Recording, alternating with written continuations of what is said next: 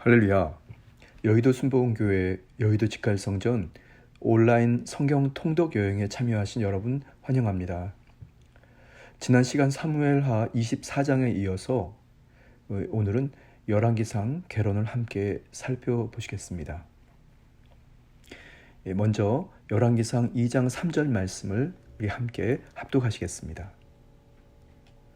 내 하나님 야훼의 명령을 지켜 그 길로 행하여 그 율법과 계명과 율례와 증거를 모세의 율법에 기록된 대로 지키라. 그리하면 내가 무엇을 하든지 어디로 가든지 형통할지라. 아멘. 자, 첫 번째 열왕기상의 개론 명칭입니다. 히브리어 멜라킴이라고 불려지고 이 열왕기상의 이 멜라킴의 의미는 왕들 그리고 역대 왕들의 치세에 관한 이야기의 의미를 지니고 있습니다. 두 번째 열왕기상의 저자는 정확히 알 수 없지만 탈무드 전생에 의하면 예레미야로 추정합니다. 세 번째 열왕기상의 기록 연대, 물론 기록 연대도 정확히 알 수 없지만 주전 600년경으로 추정합니다. 네 번째 열왕기상의 기록 목적은 이 솔로몬 왕의 통치 그리고 왕국의 남북으로의 분열, 각 왕국의 부흥과 쇠퇴, 아수르와 바벨론에 의한 두 왕국의 멸망을 기록한 것으로 이스라엘의 흥망성쇠는 하나님과 율법 그리고 하나님께서 선택하신 장소인 예루살렘에 대한 왕과 백성들의 태도에 달려있다는 역사적인 교훈을 전해주고 있습니다. 다섯 번째 주요 사상은 이스라엘의 세부적인 역사 기록이라기보다는 사건을 통한 영적인 교훈을 담고 있고, 두 번째 순종하는 자가 받는 복과 그리고 불순종하는 자가 받는 심판을 대조적으로 표현하고 있습니다. 열왕기상의 이 주요 사상 중에 마지막 한 가지는 하나님의 백성은 주변 민족의 종교와 선명하게 분리되어야 함을 강조하고 있습니다. 자, 열왕기상의 이 특징, 첫 번째는 하나님께 순종하였느냐 그리고 불순종하였느냐를 기준으로 삼고 왕을 중심으로 이스라엘의 역사를 평가한 역사적인 기록물입니다. 두 번째, 이스라엘을 통한 하나님의 구원의 역사를 다루기 때문에 왕의 행적뿐만 아니라 그들에게 예언의 말씀을 전한 선지자들의 활동도 보여주고 있습니다. 세 번째, 하나님의 구원사에 초점을 맞추었기 때문에 세상의 관점으로 볼 때 군사적으로, 경제적으로, 정치적으로 약한 나라를 이루었던 왕이라도 하나님께 특별한 의미가 있는 경우에는 그들에 대해서 자세히 묘사하고 있습니다. 네 번째 특징은 바벨론 유수는 하나님께서 당신의 백성을 보호할 힘과 능력이 없어서가 아니라 백성의 죄에 대한 심판의 결과이기 때문이라는 것입니다. 열왕기상의 이 내용을 간략하게 말씀드리면, 첫 번째는 이 솔로몬의 통치, 그리고 두 번째는 이스라엘의 분열 왕국의 역사에 대해서, 북이스라엘에 대해서 말씀하고 있는데요. 첫 번째 솔로몬의 통치는 첫 번째 솔로몬의 왕위 계승, 그리고 두 번째 하나님으로부터 얻은 지혜, 그리고 하나님 주신 그 지혜로운 재판을 진행하는 지혜로운 왕 솔로몬에 대해서 말씀하고 있고요.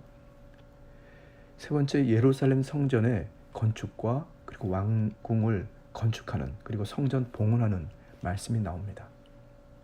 네 번째는 이 솔로몬의 영광에 대해서 말씀하고 있고, 다섯 번째는 솔로몬의 몰락과 죽음에 이르는 내용들을 기록합니다. 이스라엘의 분열 왕국의 역사, 왕국의 분열과 여로보암의 북이스라엘 생성에 대한 말씀이 나오게 되고요. 그리고 엘리야와 북이스라엘 아시아까지의 통치의 내용들이 열왕기상 끝부분에 기록되어 있습니다.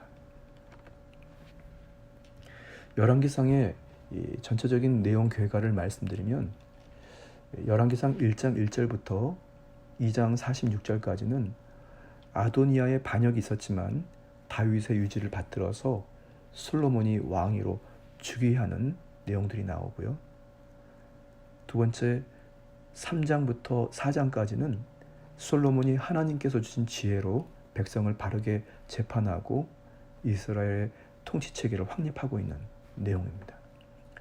세 번째 5장부터 8장까지는 솔로몬이 예배 처소인 성전을 먼저 건축하고 그리고 자신의 궁궐을 나중에 건축하게 되는 내용들이 나오게 됩니다. 9장 1절부터 11장 45절까지는 솔로몬이 이방 결혼과 또 우상 숭배로 하나님의 질책을 받게 되는 내용이 나오고요. 열왕기상 12장 1절에서 16장 34절까지 말씀은 솔로몬의 범죄의 여파로 남북 왕조로 분열되기 시작하고 그리고 영적인 풍조가 혼란에 빠지는 상황들을 묘사합니다. 마지막으로 17장 1절에서 22장 53절까지 내용은 엘리야 선지자의 사역을 통해 패역한 이스라엘의 하나님의 표준을 선포하여 회개와 회복의 기회가 제공되는 내용들이 나오게 됩니다. 마지막으로 열왕기상의 이 적용을 말씀드리고자 합니다. 유다와 이스라엘 역대 왕들의 삶에는 이 세 가지 원칙이 있었는데요. 첫 번째는 하나님을 따르면 결국에는 승리한다는 것이고, 두 번째, 하나님을 따르지 않으면 당장은 생활이 즐거울지 몰라도 결국에는 파멸에 이르고 만다는 원칙입니다. 마지막 원칙은 하나님께서 말씀하실 때 귀를 기울여서 순종해야 한다는 것인데, 그러면 자신의 과오와 교만을 직시하게 되어서 돌이킬 수 있는 여지가 생겨서 또 하나님께서 그렇게 회복을 시킬 수 있다는 것입니다. 현대를 살아가는 저와 여러분들은 항상 이렇게 하나님의 말씀에 항상 귀 기울이고 그 말씀에 적극적으로 순종하는 믿음의 결단이 있어야 합니다. 우리 스스로 할 수 없을 때 우리는 항상 보혜사 성령님의 도움을 구하고 보혜사 성령님과 함께 소통하면서 언제든지 어떤 상황이든지 주님이 원하시는 일들을 생각하고 또 결정하고 또 그렇게 행하는 승리의 인생을 살아야 할 줄 믿습니다. 다음 시간은 열왕기상 1장부터 3장까지입니다. 잠시 기도드리시겠습니다. 지금도 살아서 역사하시는 참으로 좋으신 주 야훼 하나님, 오늘 열왕기상 전체 개론을 함께 살펴보았습니다. 이스라엘의 왕들의 통치를 통해서 하나님의 말씀에 항상 귀를 기울이고 그 말씀에 순종하여 스스로를 살피면서 주님의 지혜를 구하고 주님의 인도를 구하고 주님의 명령에 적극적으로 순종하여 나아가는 이스라엘의 그런 모습들을 우리가 기대합니다. 우리 스스로 또한 그런 삶을 살고자 합니다. 하나님이 기뻐하시는 자리에서 하나님이 기뻐하시는 때에 하나님이 기뻐하시는 목적을 이루어드리는 거룩한 믿음의 승리의 인생을 살고 드릴 수 있도록 우리가 다시 한번 지난 과거 이스라엘의 역사를 조명하면서 왕들의 통치를 조명하면서 스스로를 잘 살펴 매일매일 기뻐하는 삶을 살 수 있도록 도와주옵소서. 모든 것 주님께 의지하고 의탁하오며 예수님의 이름으로 간절히 기도드렸습니다. 아멘. 할렐루야. 오늘도 주 안에서 승리하셨습니다.